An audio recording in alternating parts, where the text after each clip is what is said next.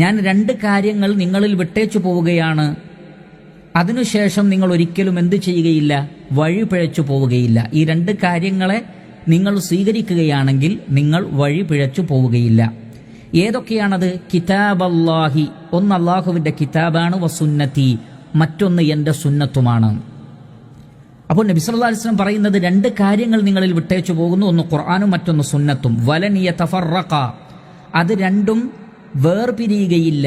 ഹത്താ യരിദ അലയ്യൽ ഹൗദ്, ഹൗദിന്റെ അടുക്കൽ എൻ്റെ അടുത്തേക്ക് അത് എത്തിച്ചേരുന്നത് വരെ അത് വേർപിരിയുകയില്ല. എന്ന് പറഞ്ഞാൽ ഖിയാമത്ത് നാൾ വരെ വേർപിരിയാതെ നിലകൊള്ളും പരിശുദ്ധ ഖുർആനും അതേപോലെ തന്നെ നബി സല്ലല്ലാഹു അലൈഹി വസല്ലമയുടെ സുന്നത്തും.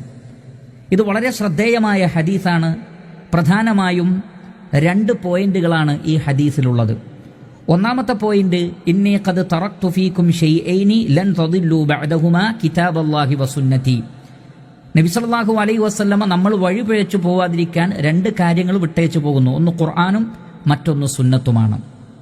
അപ്പോൾ പരിശുദ്ധ ഖുർആൻ മുറുകെ പിടിക്കുന്നത് പോലെ തന്നെ സുന്നത്തും മുറുകെ പിടിക്കേണ്ടതുണ്ട്.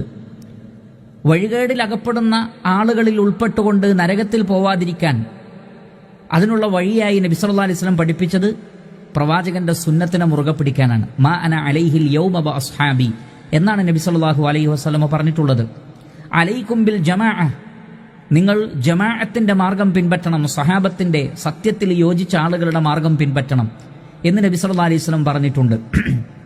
അതേപോലെ തന്നെ മൻ യഅ്ശു മിൻകും ഫസയറ ഇഖ്തിലാഫൻ കസീറ അലൈക്കും ബിസുന്നതി, ഒരുപാട് അഭിപ്രായ വ്യത്യാസങ്ങൾ നിങ്ങൾക്ക് കാണാൻ സാധിക്കും, അപ്പോൾ നിങ്ങൾ എൻ്റെ സുന്നത്തിനെ മുറുകെ പിടിക്കണം.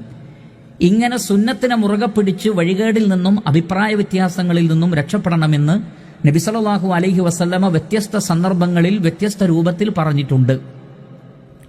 അതേപോലെ തന്നെ പരിശുദ്ധ ഖുർആനിലൂടെ അല്ലാഹു സുബ്ഹാനഹു വ തആല പറയുന്നത് വഇൻ തുതിഊഹു തഹ്തദു, നിങ്ങൾ നബി സല്ലല്ലാഹു അലൈഹി വസല്ലമയെ പിൻപറ്റിയാൽ നിങ്ങൾക്ക് സന്മാർഗം കണ്ടെത്താൻ സാധിക്കും.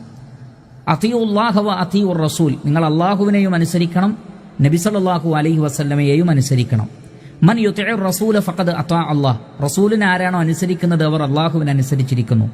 ഇങ്ങനെ ഡസൻ കണക്കിന് ആയത്തുകൾ പരിശുദ്ധ ഖുർആനിൽ നബി സല്ലല്ലാഹു അലൈഹി വസല്ലമയെ അനുസരിക്കുന്നതിന്റെ പ്രാധാന്യത്തെ സംബന്ധിച്ച് നമുക്ക് കാണാൻ കഴിയും.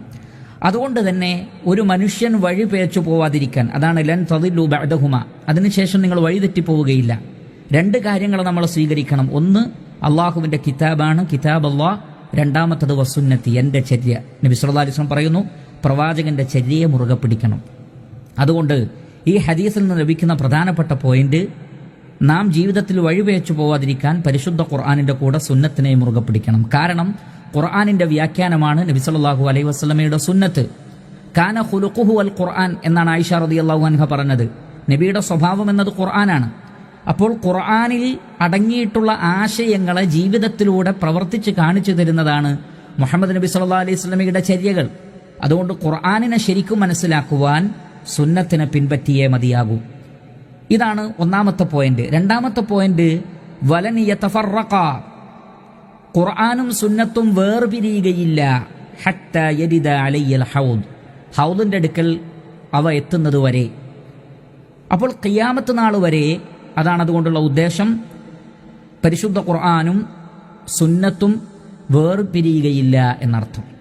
ലോകമാണിതിൻ സംഗമവേദി, ലോകമെങ്ങുമിതെത്താൻ വേണ്ടി മാനസങ്ങളിലെങ്ങും ഭീതി മാറ്റിടാനീ പ്രകാശവീതി. വരുമോ ഖുർആൻ തരുന്ന തണലിൽ, വരുമോ അറിവിൽ തെളിഞ്ഞ പ്രഭയിൽ.